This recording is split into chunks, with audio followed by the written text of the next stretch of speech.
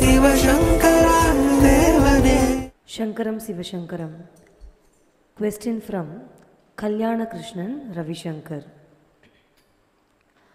கலாகர்ஷணம் என்பது கோவில்களில் கும்பாபிஷேகத்தின் போது செய்யப்படும் ஒரு சடங்கு. இந்த கலாகர்ஷணம் முறையில் நீங்கள் உங்கள் இல்லத்தில் பிரதிஷ்டை செய்த ஸ்ரீ ஐயப்ப சுவாமியை உங்கள் உடம்புக்குள் எனர்ஜி டிரான்ஸ்ஃபர் செய்த அனுபவம் பற்றி விளக்கவும். ஒரு கோயில் இருக்குது. அந்த கோயிலில் நீங்கள் மகாபலிபுரத்துலேருந்தோ எங்கேருந்தோ ஒரு சிலையை கொண்டு வரீங்க. அது கல் தான். அந்த கல்லுக்கு உயிர் கொடுக்கணும். நீங்கள் அதில் முருகனையோ பெருமாளையோ அம்பாளையோ பிள்ளையாரையோ யாரை கொண்டு வரீங்களோ அதுக்கு உயிர் கொடுக்கணும். அதனால் என்ன பண்ணுவாங்க, கோயில் கட்டி அதில் ஆகாசத்திலேருந்து வரக்கூடிய மின்காந்த அலைகளை ஈர்க்கிறதுக்காக மேலே கலசம் வைப்பாங்க. 1, 3, 7, 11 இந்த நம்பரில் வச்சு, காப்பராக இருக்கலாம், அதெல்லாம் எலக்ட்ரிக்கல் கண்டக்டர், இல்லை கோல்டாக கூட இருக்கலாம், கோல்ட் பிளேட்டடாக இருக்கலாம். ஸோ அந்த கலசத்திலிருந்து தர்பை கட்டி நேராக அந்த கலசத்துக்கு கீழே தான் சிலை இருக்கும் மூலஸ்தானத்தில். அதான் கட்டிட அமைப்புகளில் அப்படி தான் கட்டுவாங்க. அது வரைக்கும் தர்பை கொண்டு வருவாங்க. அதுக்கப்புறம் அதை கொண்டு வந்து இந்த மாதிரி யாகசாலை வளர்க்குறாங்க இல்லையா, அதில் அந்த தர்பையை கொண்டு வருவாங்க. கலசங்கள்லாம் வைப்பாங்க. இப்போ மேலே 4 சிலை இருக்குன்னா அந்த 4க்கு தனி, கோபுரத்துக்கு தனி, மூலஸ்தானத்துக்கு தனி, அங்கே இருக்கிற பரிவார தேவதைகளுக்கு தனி, இந்த மாதிரிலாம் பண்ணுவாங்க. அங்கே உட்காந்து சில பேர் வந்து ஒரே நாளில் கும்பாபிஷேகம் பண்ணுறவங்க இருக்காங்க. சில பேர் 3 நாள், 9 நாள், சில பேர் 48 நாள் கூட பண்ணுறவங்களாம் இருக்காங்க. அவங்களுடைய வசதியை பொறுத்தது. ஸோ இந்த மந்திர உச்சாடனங்களால் சார்ஜ் செய்யப்பட்ட அந்த கலசத்தில் இருக்கக்கூடிய தண்ணியெல்லாம் கொண்டு போய் அங்கேருந்து ஊற்றி அதுக்கு சார்ஜ் ஏற்றுவாங்க. இதுதான் கலாகர்ஷணம்னு சொல்கிறது. ஆகர்ஷணம் கலா அப்படின்னா 64 கலைகள் இருக்குது. ஸோ அந்த 64 கலைகளை ஆகர்ஷணம் பண்ணுறது அதுதான் கலாகர்ஷணம் அப்படின்னு சொல்கிறது. இதெல்லாம் தான் கோயில்களில் செய்கிறாங்க. இப்போ நான் என்ன பண்ணேன், அந்த வீடு விற்கிற மாதிரி வந்தது அண்ணா நகரில். யாரும் வாங்க மாட்டேன்னாங்க. கோயிலெலாம் இருக்குது, அதுவும் ஐயப்ப சாமி கோயில், நாங்கள்லாம் வந்து சுத்தபத்தமாலாம் இருக்க மாட்டோம், அதனால் கோயிலில் எடுத்துகிட்டு கொடுங்க. நாங்கள் இன்னும் சொன்னால் கோயில் தனியாக நான் காம்பவுண்ட் போட்டு நானே மெயின்டைன் பண்ணிக்கிறேன்னு. இல்லை கோயில் பக்கத்தில் இருக்குது, எங்களுக்கு பயம். நாங்கள் என்ன பண்ணுறதுன்னு சொல்லிட்டு நேராக காளிகாம்பாள் கோயிலுக்கு போனேன். காளிகாம்பாளுக்கு நேர் எதிரில் அந்த இதுக்கிட்ட உட்காந்துக்கிட்டேன். ராமானுஜர் என்ன பண்ணார், அவருடைய உடம்பில் இருந்த எனர்ஜியை தமருகந்த திருமேனின்னு சொல்லி அவருடைய சிலைக்கு மாற்றினார். தமர் உகந்த அவருக்கு பிடித்த அந்த சிலைக்குள்ளே மாற்றிட்டாரு அப்படின்னு சொல்லி. நம்ம ஏன் சிலையில் இருக்கிறது நம்ம உடம்புக்குள்ளே மாற்றக்கூடாது, இந்த கேள்விக்கு நீ விடை சொல்லணும் அப்படின்னு நான் காளிகாம்பாளுக்கு எதிரில் உட்காந்துட்டோம். ரொம்ப நேரம் உட்காந்துருக்கான். திடீர்னு எங்கேயோ வெளியே போயிருந்த காளிகாம்பாள் சாம்பமூர்த்தி சிவாச்சாரியார் வராரு. நான் உட்காந்துருந்த இடத்துக்கு அவரே வந்து ஒரு மாம்பழம்ல அதை என் கையில் வச்சு என் கை இப்படி பிடிச்சிக்கிறாரு. உங்கள் கூட ஒட்டிக்கிறதுக்கு தான் அப்படின்னு சொன்னார். அவர் அனுபவம் அவர் தாமே அறிவார். நான் என்ன நினச்சிருந்துக்கேன்னு எனக்கு தெரியும், காளிகாம்பாளுக்கு தெரியும், அவருக்கு தெரியறதுக்கு கூட வாய்ப்பில்லை. உங்கள் கூட ஒட்டிக்கிறதுக்கு தான், அதுதான் அந்த கேள்விக்கான பதில். அதாவது நீ எடுத்துக்கலாம், உங்கள் உடம்புக்குள்ளே அதை சேர்த்துக்கலாம் அப்படின்னு அர்த்தம் இருக்குது. So I got the answer. அவருக்கு தெரியாது நான் என்ன கேட்டுருந்தேன்னு, அவருக்கு என்ன தெரியுமா. நேராக எங்கள் வீட்டில் அப்போது பூஜை பண்ணிகிட்டு இருந்தார் கனக சுப்பிரமணியம்னு ஒரு சிவாச்சாரியார். அவர் என் கோயிலிருந்து அப்போ வந்து இதில் படிச்சுருந்தார், மயிலாப்பூர் சான்ஸ்கிரிட் காலேஜில். ஸோ எங்கள் வீட்லேயே தங்குவார், எங்கள் வீட்லேயே சாப்பிடுவார். மயிலாப்பூர் காலேஜுக்கு போயிட்டு திருப்பி எங்கள் வீட்டுக்கே வந்துடுவார். பின்னால் அவர் அவாய் சிவசுப்ரமுனி கோயிலில் போய் சிவம் பூஜை பண்ணிகிட்டு இருந்தார். அங்கே 2 இயர்ஸ் கான்ட்ராக்ட் முடிஞ்ச உடனே நேராக வேலூர் மார்க்கண்டேஸ்வரர் கோயில் இருக்குது இல்லையா, அந்த இதுக்குள்ளே கோட்டைக்குள்ளே அங்கே ப்ரீஸ்டாக இருந்தார். நல்ல விஷயம் தெரிஞ்ச ஆள், ரொம்ப நல்ல விஷயம் தெரிஞ்சு. இன்ஃபேக்ட் நான் ஹவாய்க்கு போனபோது அங்கே இருக்கவங்க சொன்னாங்க, நீங்கள் அவரை திருப்பியும் வர சொல்லுங்கள், அவர் எவ்வளோ நல்லா பூஜை பண்ணுவார் அப்படின்ற அளவுக்கு நல்ல பேர் எடுத்துருந்தார் அவர் ஹவாயில். ஸோ கனகான் சின்ன பையன் அப்போ படிச்சுட்டு இருந்திருப்போம். நான் அவங்ககிட்ட சொல்கிறேன், நான் ஒன்று சொல்கிறேன், யார்கிட்டையும் கன்சல்ட்டெல்லாம் பண்ணக்கூடாது, ஏன்னா கன்சல்ட் பண்ணால் வேணான்னு சொல்லிடுவாங்க அப்படின்னு சொல்லி நாளைக்கு காத்தால 4 மணிக்கு நம்ம கோயிலில் இருக்கிற ஐயப்பன் சிலையிலேருந்து தர்பை கட்டி கலசம்லாம் வச்சு என் உடம்புக்குள்ளே நேரடியாக அந்த 64 மந்திரத்தை சொல்லி என் உடம்புக்குள்ளே அது இறக்கணும் அப்படின்னு சொன்னோம். இது வரைக்கும் யாருமே பண்ணாதது. ராமானுஜர் அவருடைய வழிமுறை வேறு. அவர் தனக்குள்ளே இறக்கினார். நான் என்ன பண்ணுறேன், எனக்குள்ளே இதில் இருக்கிறேன். கோயிலில் இருக்கிறது எனக்குள்ளே இருக்கிறேன். ஸோ காலையில் அந்த மாதிரி பூஜைலாம் பண்ணார். ஒரு கும்பாபிஷேகத்துக்கு என்னெல்லாம் உண்டோ அந்த சிஸ்டமெல்லாம் பண்ணி இந்த தர்பையில் ஒவ்வொரு பார்ட் ஆஃப் நம்ம பாடியில் அதை ஃபுல்லாக இறக்கிடுவாங்க. இறக்குனோடனே நான் வந்து இன்னும் கொஞ்ச நாளைக்கு இந்த சுத்தபத்தமாக இருக்கணும் இல்லையா, சாமியை உடம்புல வந்திருக்காரு, அதை நம்ம இது பண்ணணும். ஒரு நாளைக்கு 1 கிளாஸ் பசும்பால், வேறு எதுவுமே சாப்பிட்றது, no coffee, no tea, no பழம், நத்திங். ஒரு நாளைக்கு 1 கிளாஸ் பசும்பால் சாப்பிட்றதுன்னு வச்சுட்டு மெட்ராஸில் இருந்தால் ஏதாவது டிஸ்டர்ப் பண்ணுவாங்கன்ட்டு நேராக திருவண்ணாமலைக்கு போயிட்டேன். திருவண்ணாமலையில் போய் 48 நாள் அங்கேயே இருக்கேன். நான் நாடார் சிவகாசி நாடார் மேன்ஷனில் தங்கிக்கிட்டு காலையில் 6 மணி கோயில் திறந்தால் உள்ளே போவேன். அண்ணாமலையார் இருக்காருன்னா அவருக்கு எதிரியே உட்காந்துருப்பேன். அந்த உள்கதவுக்கிட்டே உட்காந்துருப்பேன். அப்போல்லாம் இவ்வளோ கூட்டம் கிடையாது. 12-12:30 மணிக்கு கதவு சாத்தினோடனே நேராக ராம் சரத்குமார் சாமிகிட்ட போயிடுவேன். அங்கேருந்து 4 மணிக்கு கிளம்பி மலையை ஒரு சுற்றிட்டு திருப்பியும் அண்ணாமலையார் கோயிலுக்குள்ளே வந்துடுவேன். அங்கே பள்ளியறை சேவை ஆகிற வரைக்கும் அங்கேயே உட்காந்துட்டு திருப்பியும் நாடார் மேன்ஷனுக்கு போயிட்டு நைட்டு படுத்துலேருந்து திருப்பி காத்தால் வந்துடுவேன். இப்படி 48 நாள் நான் அங்கே இருந்துகிட்ருக்கேன். டோட்டலாக விரதம், 1 கிளாஸ் பசும்பால் திருவண்ணாமலையிலே தான் கொடுத்தணும். அப்படி இருந்துக்கிட்டே இருக்கேன். 48வது நாள் நான் அந்த ரமணர் தியானம் பண்ணி அவருக்கு ஞானம் கிடச்ச இடம் இருக்கு இல்லையா, அதாவது கம்பத்தி இளையனார் சந்நிதி, அதுக்கு எதிரில் பிள்ளையார் சந்நிதி, அதுக்கு நேராக இருக்கும் ரமணருக்கு பாதாள லிங்கம். அது வெளியே உட்காந்து தியானம் பண்ணிகிட்ருக்கேன். அப்போ விஷ்ணு சாமியாரில் யோகி ராம் சரத்குமார் சாமி அங்கே வந்தார். வந்துட்டு என் கையை பிடிச்சி நேராக அண்ணாமலையார் 2 பேரையும் பிரதர்ஷனம் பண்ணி வெளியே கூட்டின்னு வர்றார். வர்றபோது ஒரு ஆள் வந்து, சாமி நான் வந்து ஸ்வீட்டுக்காரன் கொண்டுக்கிறேன், சாப்பிட்றியா அப்படின்னா.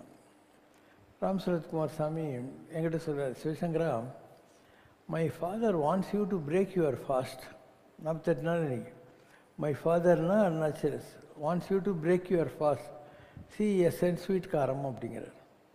அப்போ ஒரு 7 பொம்பளை வர வந்துட்டு, சாமி ரசம் சாதம் சாப்பிட்றியாங்கிறார்.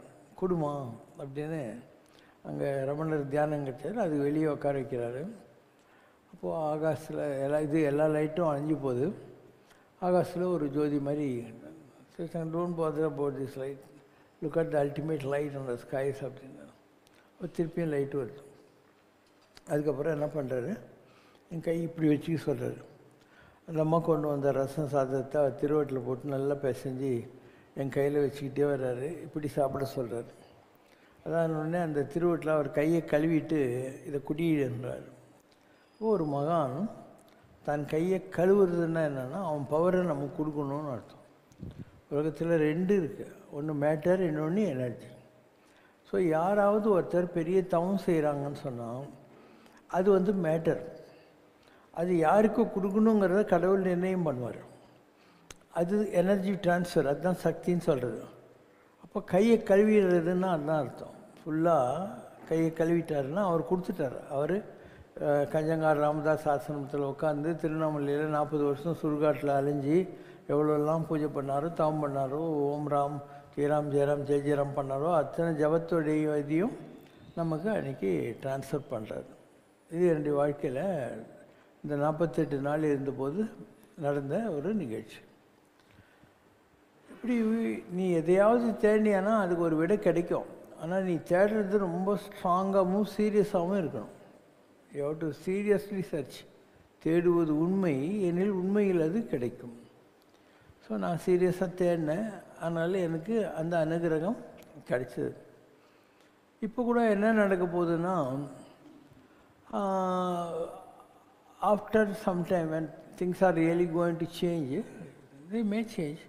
ஸோ அந்த மாதிரி ஒரு சேஞ்ச் வர்றப்போ ஒரு மாற்றங்கள் வரும். அப்போ நான் திருப்பியும் திருவண்ணாமலைக்கு போகிற மாதிரி வரும். ஏன்னா என்னுடைய உடம்புல 2 பவர் இருக்குது.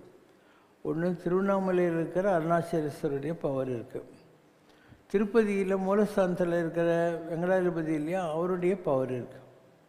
இங்கே இருக்கிறது அருணாச்சல யோகி, அங்கே இருக்கிறது கொங்கண சித்தர். ஸோ சித்த யோகின்னு அதுதான். சித்தர் அங்கேருந்து, யோகி இங்கேருந்து, சித்த யோகி. இந்த 2 பவரையும் நாம் வச்சுருக்கோம். இப்போ கச்ச பகவான் அப்படின்னு ஒரு கேள்வி கேட்குறார் ஆதிசங்கரர். அவருடைய கேள்வி பதில் நவரத்ன மணிமாலை பிரஸ்னாகர ரத்னாகரம் என்ற புஸ்தகத்தில். அதுக்கு அவர் சொல்கிறார், சங்கர நாராயண ஆத்ம ஏவ. சங்கரனாகவும் நாராயணனாகவும் இருக்கக்கூடிய ஆத்மாவுக்கு யார் சொந்தக்காரனோ அவன் தான் பகவான் அப்படின்னு அர்த்தம். இப்போ பகவான்னா என்ன? அதுக்கு மேலே ஒரு பவரும் இல்லைன்னு அர்த்தம். தனவான்னா துட்டு, கல்விமான்னா புத்தி, புத்திமான், கல்விமான், தனவான், கனவான், இதெல்லாம். அந்த மாதிரி பகவான் அப்படின்னா அது ஒரு குவாலிட்டி, பகம்னு பேர்.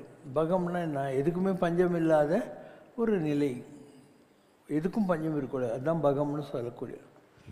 ஸோ இப்போ என்ன நடக்க போகுதுன்னா சில மாற்றங்கள் எல்லாம் வரும். அதுக்கப்புறம் நான் திருவண்ணாமலைக்கு தான் போக வேண்டி இருக்கும். திருவண்ணாமலையில் தான் வரும். படி. அண்ணாமலையாரோட உத்தரவுப்படி வந்த தகவலை உங்ககிட்ட பேச வந்திருக்கேன். உங்ககிட்ட அண்ணாமலையார் உள்ளத்தில் ஜோதி வடிவமாக இருக்கிறார். அவரோட ஆத்மா உங்ககிட்ட இருக்கு. குண்டலினி என்ற மூலப்பொருள் எழுந்து ஞான ரூபமாக காட்சி தருது. அதை பார்த்து நான் வணங்கிட்டேன். சேஷாத்ரி சுவாமி உள்ளுக்குள்ளே இருந்து அருளாட்சி செய்கிறார். அவரோட மறு அவதாரமாகவும் திருவண்ணாமலையிலேயே இருந்து இல்லையா, திருவண்ணாமலையிலேயே இருந்தவர் தான் சேஷாத்ரி சுவாமி. ஸோ அந்த ஜோதி அவரும் பெரிய அளவுக்கு சக்தியையும் பிடிச்சவர், சிவனையும் பிடிச்சவர். ஓகே, அதனால் அந்த ஆத்மா வேலை செய்யுதுன்னு அர்த்தம். அவரோட மறு அவதாரமாகவும் இருக்கிறீங்க. உங்களை உள்ளே இருந்து அவர் அருளாட்சி செய்கிறார். கோயிலில் பெருமாளை பார்க்கும்போது கூடவே சேஷாத்ரி சுவாமியையும் பார்த்தேன். சாமி குட்டி, அழுக்கில்லாத அண்ணாமலையாரோட தீபம் உங்களுக்குள்ளே எரிஞ்சுக்கிட்டு இருக்குது. சேஷாத்ரி சுவாமியோட மறு அவதாரம். சட்டையை கழட்டி போடு, எல்லோரையும் கரையேற்றிட்ட, நீயும் கரையேறணும், அவ்வளவுதான். இந்த பிறவியில் ஆத்மா முக்தி அடைய போகுது. நிறைய நல்லது பண்ணிட்ட, ஏழைகளுக்கு நிறைய நல்லது செஞ்சுருக்க, உன்னை தேடி வர்றவங்களுக்கெல்லாம் நிறைய அருள் செஞ்சுருக்க, படிப்பு கொடுத்துருக்க, ரொம்ப நல்ல நிலை, பெரிய நிலை. காசுக்கு ஆசைப்பட்டதில்லை, பொய் பேசுவதில்லை, ஒருத்தரை இழிவுபடுத்தினதில்லை, ஏழ்மையிலிருந்து உழைப்பால உயர்ந்து வந்திருக்க, தன்னையே அறிந்து பெரிய நிலையில இருக்க, சிகரம் போல. இது முக்தி பிறவி. தனிப்பெரும் ஜோதி, அருட்பெரும் கருணை, தனிப்பெரும் ஜோதி நீ. போன பிறவியில் எந்த பாவமும் இல்லை. இந்த பிறவியில் முக்தி அடையும் நிலை. ஆத்மா உள்ளத்தில் ஒடுங்க போகும் நல்ல நிலை. ஏதோ கர்ம வினைன்னு கொஞ்சம் இருக்கு, அதை எடுக்க சொல்லி என்னை அனுப்பினாங்க. நான் எடுத்துட்டேன், பார்வையால் எடுத்துட்டேன். கர்ம வினை அப்படின்னா உன்னோட தான் என்ன, வர்ற எல்லார்கிட்டையும் நீ வாங்கிறது தான். எனக்கு எடுக்க சொல்லி உத்தரவு, நான் பண்ணியாச்சு. திருத்தணி முருகன் தான் உனக்கு குரு. முருகனோட மயில் எப்பவும் கூடவே இருக்கு. எந்த பயமும் வேண்டியதில்லை, எந்த பிரச்சனையும் உன்னை அணுகாது. உன்னோடது ரொம்ப பெரிய நிலை. சேஷாத்ரி சாமி, ஞானானந்தகிரி சாமி, பூண்டி சாமின்னு உனக்கு அவங்களோட பூரண அருள் எல்லாம் இருக்கு. உனக்கு வசதிக்கு எந்த குறையும் இருக்காது. உன்னுடைய அடுத்த நிலை இன்னும் உன்னை உயரத்துக்கு கொண்டு போகும். திருவண்ணாமலைக்கு போகணும். அண்ணாமலையார் உன்னை திருவண்ணாமலைக்கு கூப்பிடுறார். திருவண்ணாமலையில் ஜோதியில் உங்கள் ஆத்மா கலந்துடும். திருவண்ணாமலையில் உங்களுக்குன்னு இடம் இருக்குது. திருவண்ணாமலையில் முருகனுக்கு ஒரு இடம் அமைச்சு முருகன் உங்களை வச்சு பெரிய அருளாட்சி பண்ண போகிறார். சேஷாத்ரி சாமி போல உங்கள் நிலை வரும். முருகனுக்கு 21 அடியில் சிலை, 12 அடியில் வேல், வெள்ளியில் சேவல் மயில், இதெல்லாம் செய்கிற மாதிரி வரும். திருவண்ணாமலைக்கு வரணும்.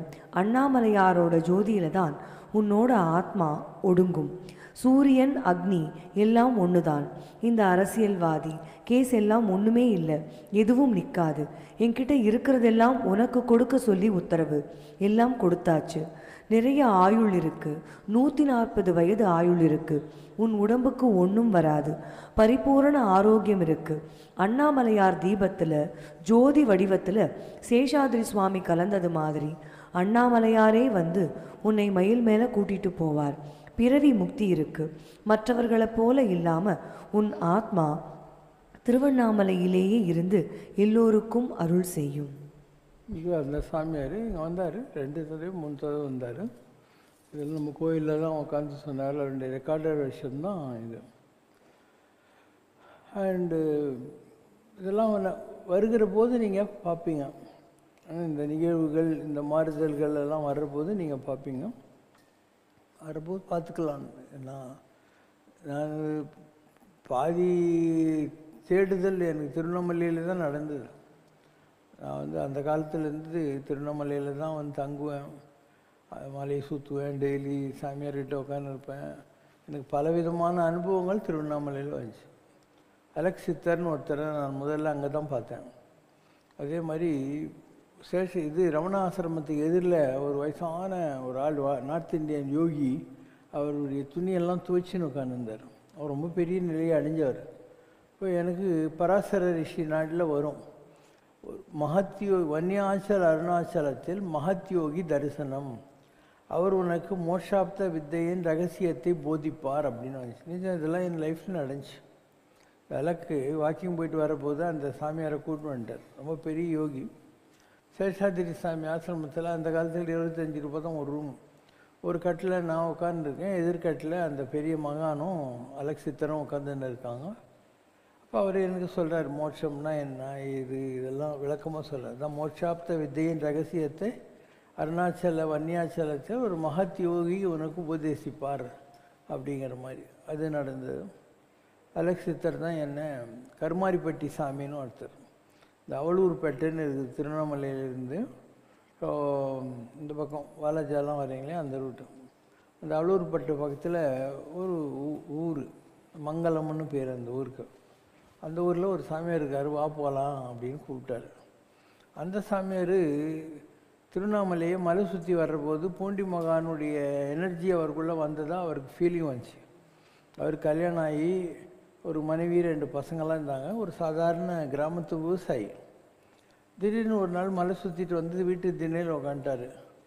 3 ஜடை வர ஆரம்பிச்சது. இங்கேருந்து அது வரைக்கும் போகும் ஒரு ஜடையும், தாடி எல்லாம்.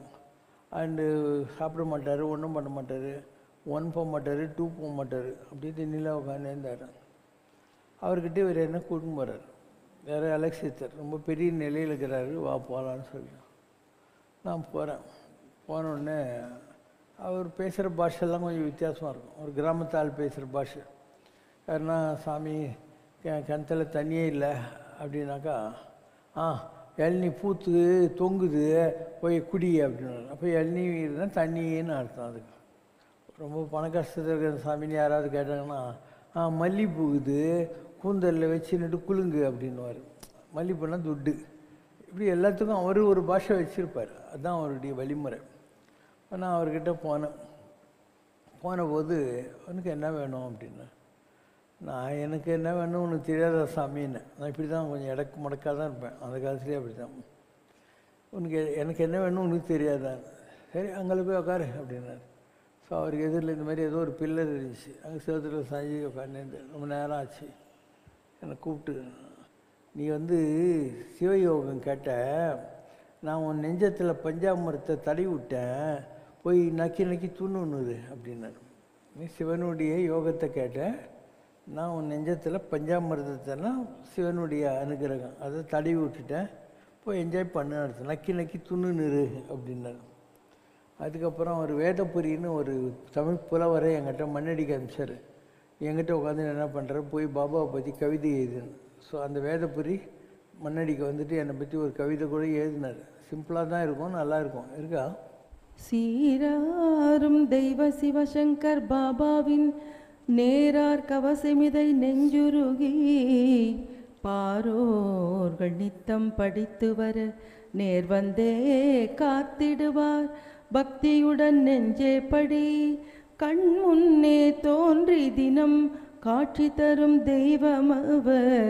மண்ணுலகே போற்றி மதி சீர்மிகு தெய்வ சிவசங்கர் பாபா மலர்பதம் தொழுதோம் வருக வருக வையகம் போற்ற வந்தவதரித்த சிவனாரம்ச திருவே வருக சித்த யோகி சிவசங்கர் பாபா இத்தரை உய்ய இனிதே வருக சகலரும் போற்றும் சம்ரக்ஷணாவின் தாயே உலகை தாங்கிட வருக.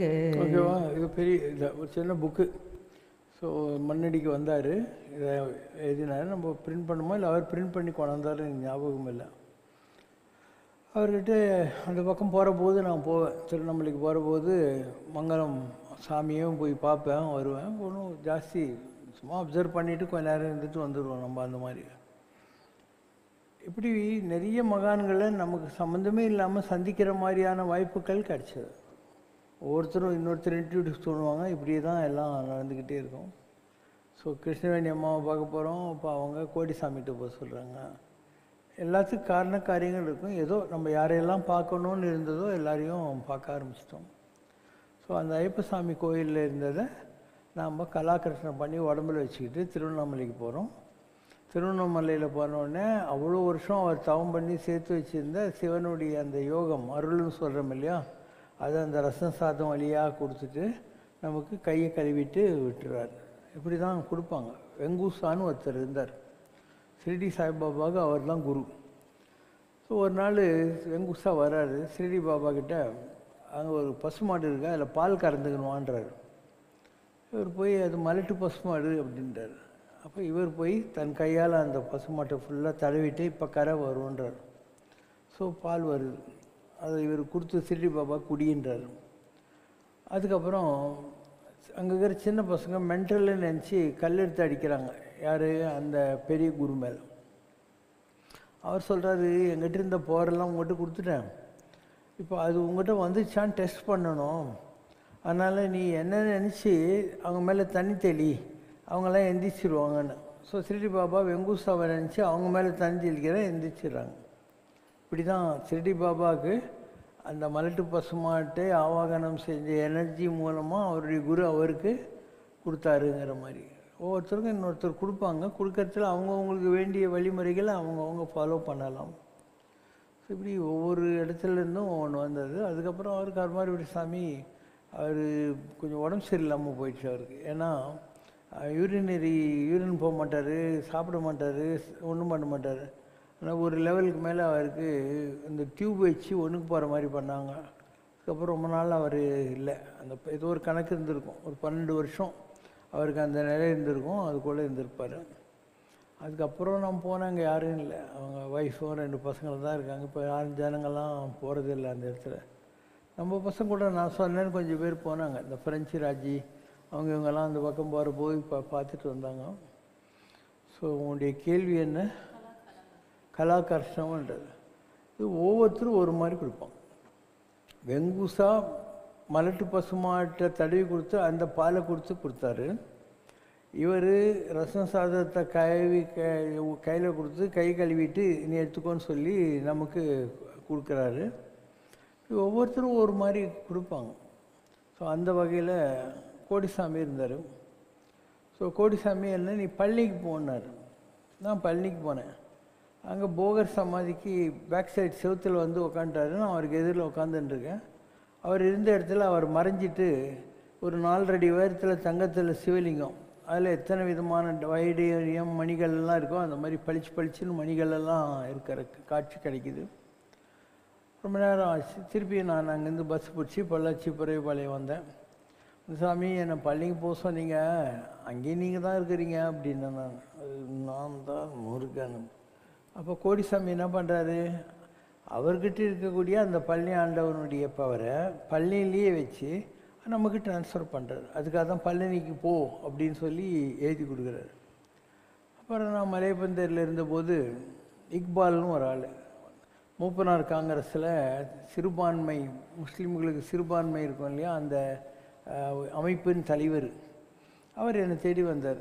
இந்த மாதிரி நான் கோடிசாமி டிவோட்டி, கோடிசாமி தான் நாகூர் ஆண்டவராக இருந்தவர், அதனால் அவரை பற்றி நான் ஒரு சினிமா எடுத்திருந்தேன், கோடிசாமி அதை வெளியிடாதுன்னு சொல்லிட்டாரு அப்படின்னு சொல்லி நான் அவர்கிட்ட போன போது நான் அங்கே தான் மண்ணடிக்கு வர்றேன், அங்கேயே வந்து என்னை பார்த்துக்கோ அப்படின்னு உங்ககிட்ட போக சொன்னார் அப்படின்னாரு. அதுக்கப்புறம் ஒரு அசிஸ்டன்ட் கமிஷனர் ஆஃப் போலீஸ் ஒருத்தன், பேர் டக்கு ஞாபகம் இல்லை, அழகர் நம்பியார், அந்த ஆள் என்கிட்ட வந்தார். இந்த மாதிரி எனக்கு வயிற்றில் 36 ஸ்டிச்சு போட்டு ஆப்ரேஷன்லாம் பண்ணியிருக்காங்க, கோடிசாமிக்கிட்ட போனேன், கோடிசாமி நீ மண்ணடியில் போய் சிவசங்கர் பாபாவை பாரு, நான் அங்கே தான் வரேன்னு சொல்லிட்டாரு. இப்படி நிறைய பேர் என்கிட்ட வர ஆரம்பித்தாங்க. கோடிசாமி எப்போ முடிவு எடுத்தாரோ அந்த உடம்பை விடுறதுன்னு சொல்லிவிட்டு, அப்போ அவரே நிறைய பேர் நான் அங்கே போகிறேன் அங்கே போகிறேன் வா வா வான்ற மாதிரி நம்ம. அப்போ மாணிக்கம்னு ஒரு ஆள் ஈரோட்டில் கோடிசாமியுடைய ஸ்டாண்டிங் ஆயில் பெயிண்டிங் ஒன்று ரெடி பண்ணி அதை ஒரு மினி லாரியில் எடுத்துக்கிட்டு கோடிசாமிகிட்ட போகிறார். அதாவது அவருடைய இதில் வைக்கிறதுக்காக ஒரு தியான மண்டபம் மாதிரி. வழக்கமாக கோடிசாமி எழவே மாட்டார் சீட்டு விட்டு. அன்றைக்கி அந்த சீட்லேருந்து மிலிட்ரி ஸ்டைலில் வந்து மாடியிலேருந்து கீழே பார்த்து மெட்ராஸ் சிவசங்கர் அப்படின்னு அவங்க எப்படியோ தேடி பிடிச்சி என்கிட்ட வந்தாங்க.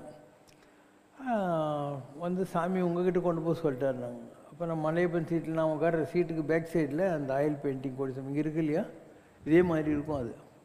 ஸோ அதை பின்னால் வச்சு ஒரு மண்டலம் அங்கே இருந்துச்சு அது. அதுக்கப்புறம் நான் தெய்வ திருப்பணி மன்றம்னு ஒன்று இருந்துச்சு மகாகவி பாரதி நகரில். அவங்க எல்லோரும் சேர்ந்து உலகத்தந்தை கோடிமகான் படத்திறப்பு விழா அப்படின்னு சொல்லி ஒரு பெரிய அளவுக்கு மியூசிக் அகாடமியில் நடத்துகிறோம். அதுக்கு ஒரு பத்திரிக்கை, அந்த பத்திரிக்கையில் கோடிசாமி நிற்பார்.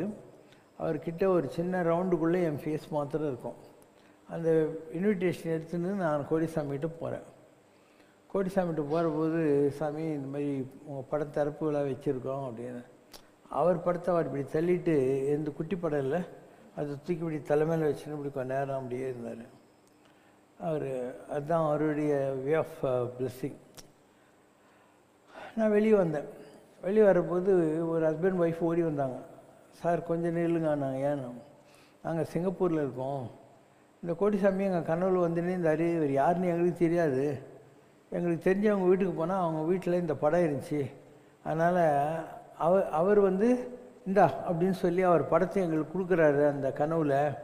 ஆனால் அதில் அவர் இல்லை, எங்களுக்கு ஒன்றுமே புரியல, நாங்கள் இங்கே வர பார்க்கறதுக்கு வந்தோம், இன்றைக்கி பார்த்து நீங்கள் வர்றீங்க, இன்றைக்கி பார்த்து கோடிசாமி வந்து உங்கள் படத்தை தூக்கி தலைமையில் வச்சுக்கிறாரு, நீங்கள் எங்களுக்கு இருக்கீங்க. அந்த படத்தில் அவர் வந்து அந்த காட்டினார் இல்லையா, அது நீங்கள் தான்றாங்க. சிங்கப்பூரில் அவர் காட்டின ஆள் வந்து அவர் கிடையாது, நீங்கள் தான், எங்களுக்கு இங்கே ஒன்று பார்த்த உடனே ரொம்ப அதிசயமாக இருக்குது அப்படின்னாரு. ஸோ ஒரு விஜயதசமி அன்னைக்கு அவர் வச்சுட்டார். சிறுடி பாபாவுக்கும் இவருக்கும் நிறைய கனெக்ஷன்ஸ் இருக்குது. விஜயதசமிக்கு தான் சிறுடி பாபாவுக்கும் இம்பார்ட்டன்ஸ், இவரும் அந்த தேதியில் தான் இது பண்ணார். அவரை பற்றி புக் எழுதியிருப்போம், உலகத்தந்தை கோடிமகான்னு சொல்லி ஒரு பெரிய புக்கு ஒன்று எழுதினேன். அந்த காலத்தில் எழுதுனேன், டேட் வைஸு நான் அவரை எப்போ பார்த்தேன், என்ன பேசணும், என்ன நடந்தது, இந்த மாதிரி எல்லாமே இருக்கும். அதில் மகான்கள் கைட் பண்ணுறதுன்றது எப்படின்னு சொல்லவே முடியாது. இதே அலெக்ஸ் சித்தர் நான் கோடிசாமிக்கிட்ட போகிறோம், கோடிசாமி இப்படி உட்காந்துருக்காரு, அலெக்ஸ் சித்தர் இந்த பக்கம், நான் இந்த பக்கம், அலெக்ஸ் சித்தர் இந்த பக்கம் உட்காந்துருக்காரு. அவர் கையில் ராமகிருஷ்ணரோட உபதேச மஞ்சரி, காஸ்பெல் ஆஃப் ராமகிருஷ்ணா, அடுத்தது கபீர்தாஸருடைய லைஃப் ஹிஸ்ட்ரி, 2 புக்கு இருக்குது. நான் சும்மா உட்காந்துக்கிறேன்.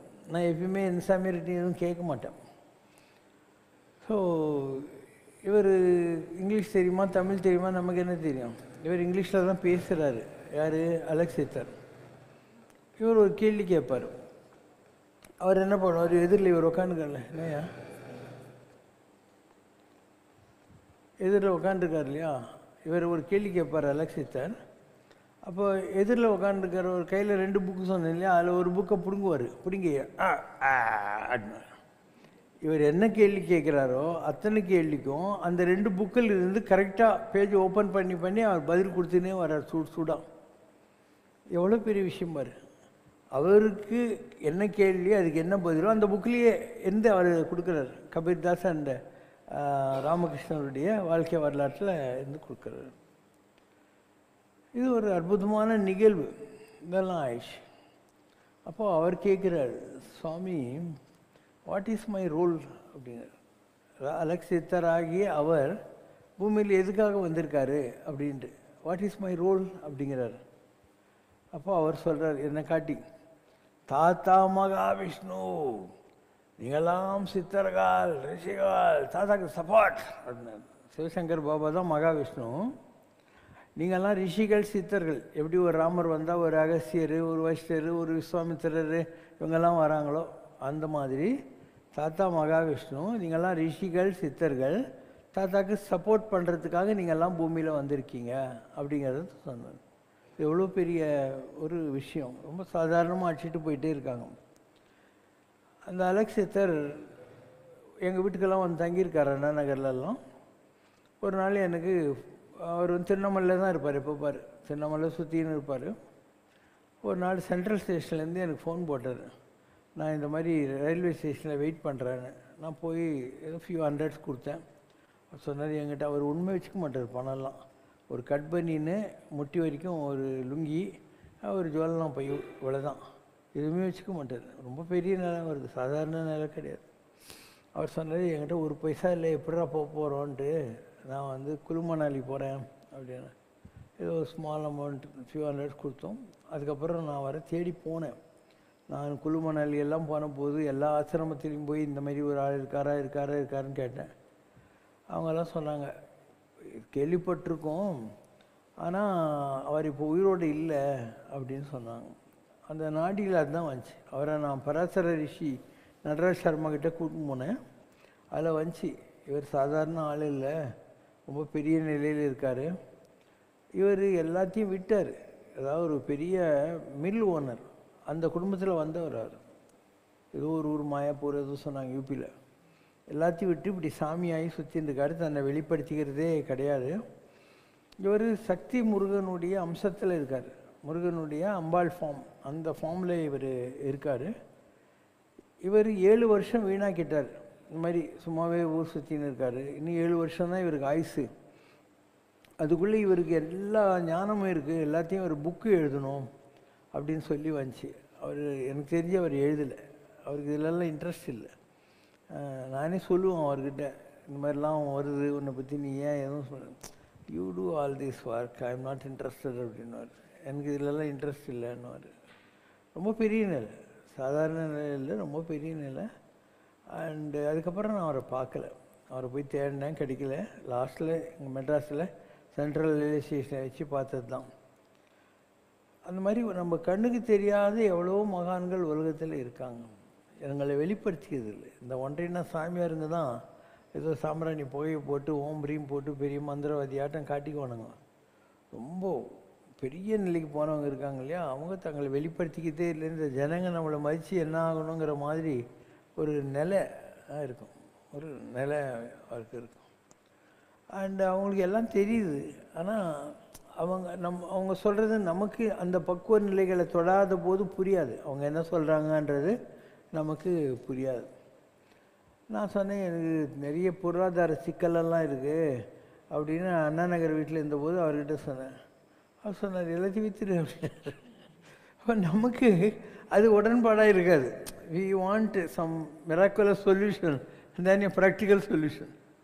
இப்படி அவங்களுக்கு பெரிய அளவுக்கு, அதாவது விட்டு விடுதலை ஆகி நிற்பாய் சிட்டுக்குருவியை போலேங்கிற மாதிரி, அற்றது பற்றினில் குற்றது வீடு. ஏன் இதெல்லாம் கட்டிக்கின்னு ஆகணும், தேவையே இல்லை இல்லையா, வந்தது ஞானத்துக்காக வந்தோம். ஸோ வீடெல்லாம் வச்சுட்டோம். அதுக்கப்புறம் நான் சௌந்தர்யா காலனிக்கு வந்துட்டேன் ஆச்சு. இப்படி கடவுள் ஏதாவது ஒரு தரிசனத்தை பண்ணுவார்.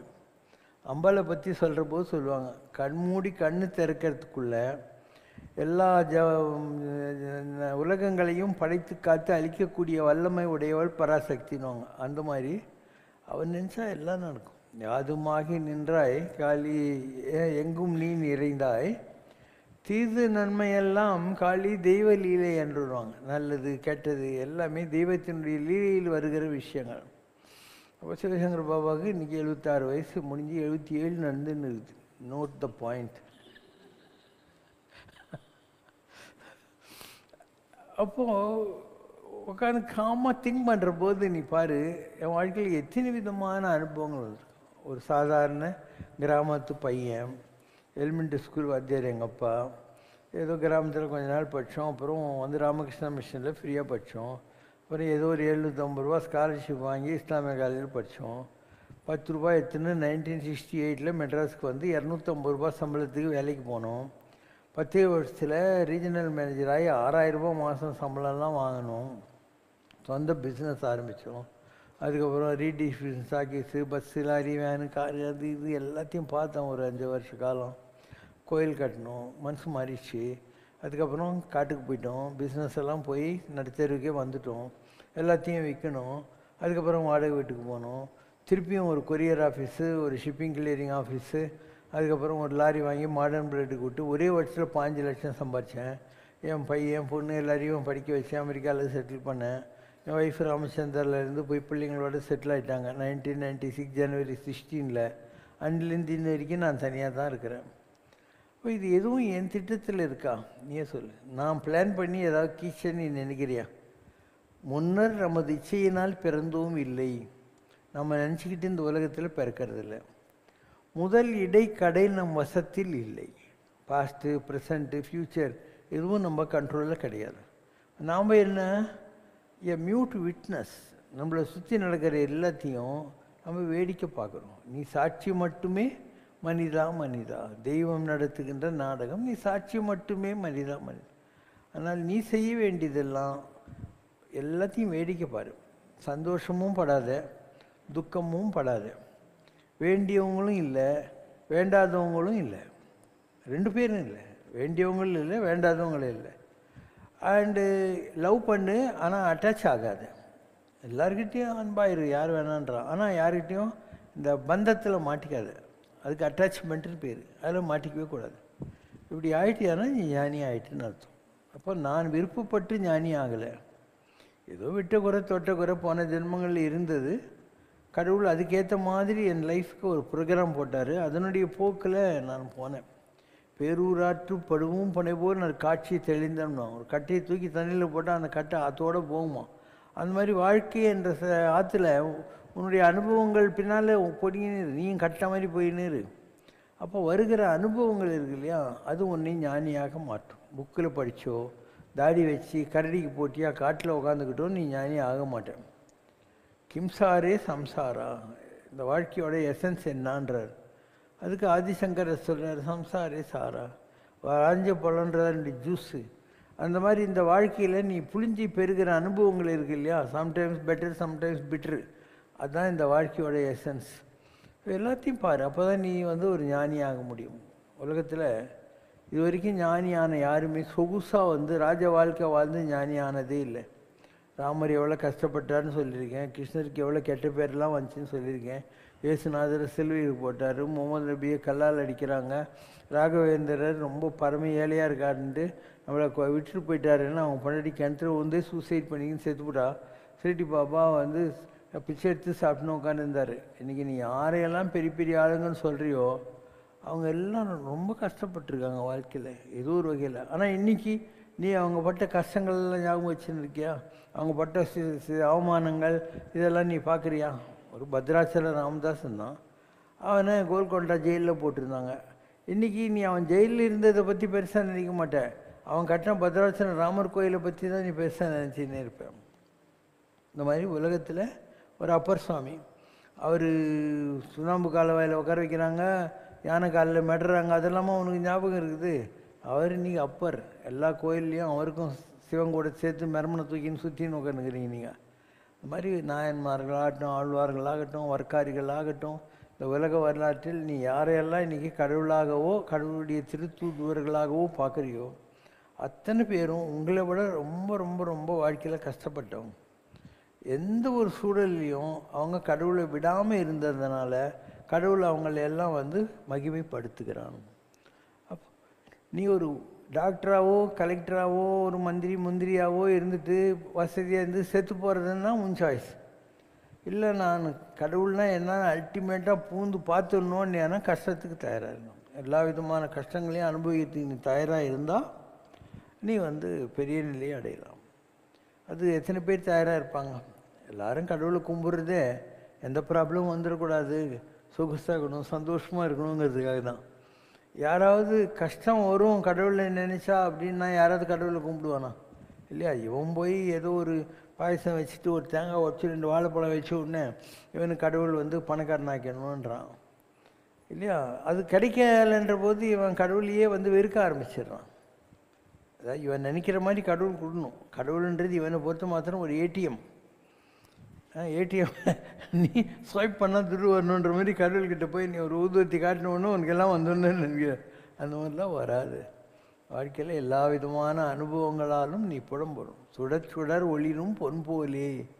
ஒரு தங்கம் இருக்குது, நீ மோரம் போட்டுக்கிற, கமல் போட்டுக்கிற, செயின் போட்டுக்கிற, இது எங்கேருந்து வந்துச்சு? ஒரு பொண்ணை அப்படியே உருக்குறான். எவ்வளோ ஹை டிகிரியில் அந்த பொண்ணை உருக்குறாங்க. அதுக்கப்புறம் அது மோதிரம் செயின் எல்லாம் மாறுது. அந்த மாதிரி நீ கூட கடவுள் அணிந்து கொள்கிற ஒரு தங்கமாக மாற வேண்டும் என்றால் கடவுள் என்ன பண்ணுவான்? உடனே இது பண்ணுவான். நீ ட்ரெஸ்ஸெல்லாம் போட்டுனுக்கிற, இந்த ட்ரெஸ்ஸை நீ எதுக்கு சர்ஃபில் ஊற போடுற, எதுக்கு குமுக்கிற, இல்லை வாஷிங் மிஷினில் போடுற, அதுக்கப்புறம் அதை காய போட்டு எடுத்து இஸ்திரி போடுற, எதுக்கு? நீ நல்லா போட்டுக்கணுன்றதுக்கா. அப்போ கடவுள் உன்னை அணிந்து கொள்ள ஆசைப்படுகிறான். அப்போ உங்கள்கிட்ட இருக்கிற அழுக்கெல்லாம் போக்குவான், உன்னை குமிக்கி எடுத்துடுவான், அதுக்கப்புறம் உன்னை அணிந்து கொள்வான். இல்லையா? அதனால் நீ ப்ரிப்பேர்டாக இருந்தியானா உனக்கும் இந்த அனுபவங்கள்லாம் வரும். நீ ப்ரிப்பேர்டாக இருந்தியானா நீயும் நாயன்மார் தான், நீயும் ஆழ்வார் தான், நீயும் பன்றிப்புற வர்க்காரி தான், எல்லாம் நீயே தான். If you are not interested in undergoing all this test, என்னை எடுத்து உடனே ஏஎஸ் ஆக்கிடணும், நான் வந்து பரீட்சைலாம் எழுத மாட்டேன் அப்படின்னா விட்டுருவாங்களா? ஒரு 1.5 ஐஏஎஸ் ஆஃபீஸர், ஐஎஃப்எஸ், ஐஆர்எஸ் ஆகிறதுக்கே இவ்வளோ பரீட்சை படிக்கணும், எவ்வளோ புக்கு படிக்கணும், டேரக்டருக்கு போகணும், ட்ரைனிங் எடுக்கணும், டெப்டி கலெக்டர் ஆகணும், எவ்வளோ கஷ்டம்.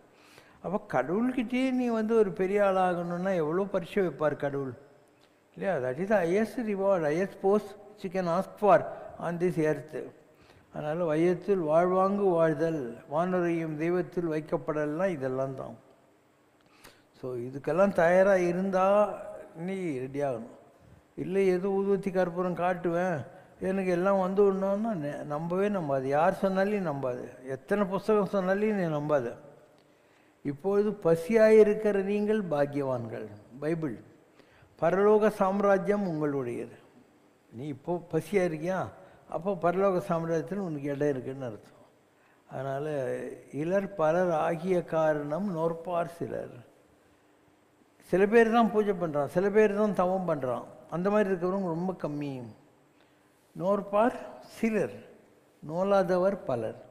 இப்போ ஜனங்கள்லாம் நோலாதவர்கள், அவங்க வசதிக்காக தான் சாமி கும்பிட்றாங்க. நோற்பதல் என்ன? ஒற்ற நோய் நோன்றல், வர்றது நல்லது சுகம் ரெண்டுத்தையும் ஒன்றா பார்க்கணும். நன்றே வரினும் தீதே விளையினும் நான் அறிவது ஒன்றேயும் இல்லை. நல்லது கெட்டது எது வந்தாலே எனக்கு கவலை இல்லை, எல்லாத்தையும் நான் அனுபவிக்கிறேன்ட்டு. ஸோ ஒரு ஹையஸ்ட் லெவலுக்கு போகணுன்னா you should know that you have to wash your karmas. கடவுள் உன்னை அணிந்து கொள்ளுகிற தங்கமாக வேண்டும் என்றால் நீ சுட சுட ஒளிர வேண்டும்.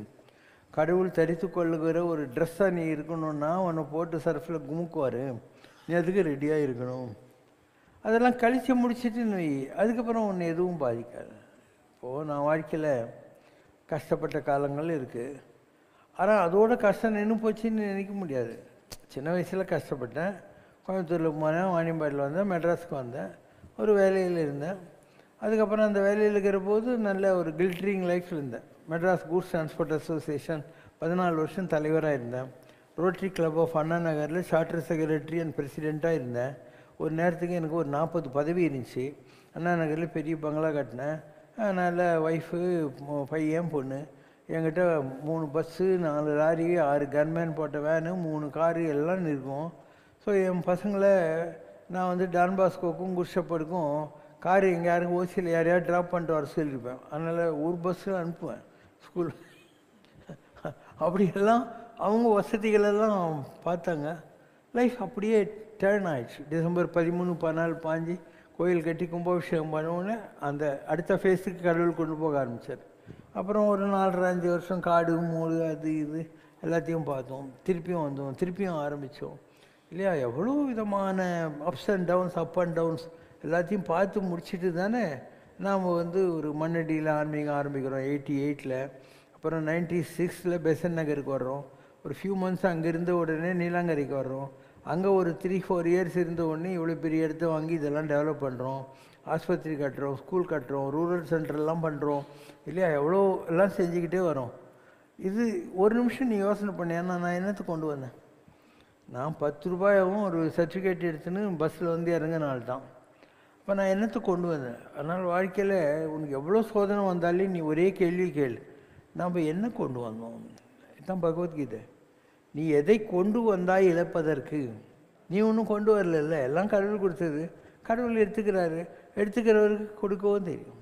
அர்ப்பணம் செய்து விடு உன்னை நீ, அர்ப்பணம் செய்து விடு,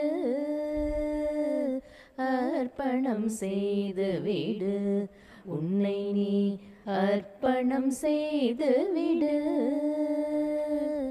அற்புத தேவனவன் சிவசங்கர் அன்பு செய்யும் பதத்தில், அற்புத தேவனவன் சிவசங்கர் அன்பு செய்யும் பதத்தில், உன்னை நீ அர்ப்பணம் செய்து விடு, உன்னை நீ அர்ப்பணம் செய்து விடு. உற்ற பந்தங்களையும் உந்தன் உடல் உயிர் பொருள்களையும் நற்றவன் தான் பதத்தில் நீலம் பெற சேர்ந்து விடு, உன்னை நீ அர்ப்பணம் செய்து விடு, உன்னை நீ அர்ப்பணம் செய்து விடு. சொப்பன உலகினிலே சுகம் நீ தேடியது போதும், ஒரு சூனிய புள்ளியுள்ளே நீ சுழன்றடைந்தது போதும். கற்பனை வாழ்வினிலே கரை கண்டிடும் நேரமிதோ, பெரும் கருணை கடல் தனிலே பாவங்கள் கரைந்திடும் நேரமிதோ, உன்னை நீ அர்ப்பணம் செய்து விடு, உன்னை நீ அர்ப்பணம் செய்து விடு. குற்ற உணர்வினிலே மனம் நீ குறுகி துடித்தாலும், அருள் கூதனிவன் எதிரே கண்ணீரை சேர்த்து உரைத்து விடு.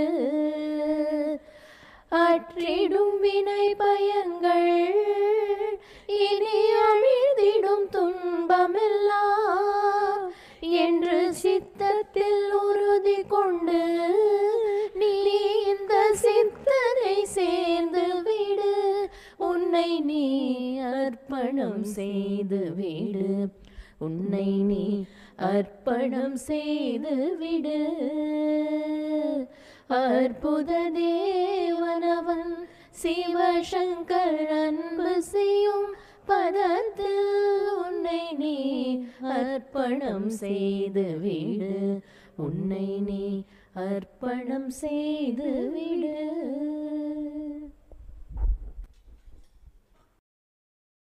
ओम जय शिव शंकर रे स्वामी जगत परिपालक रे, आदि शंकर अवतारा अनाथ रक्षक रे. ओम जय शिव शंकर रे.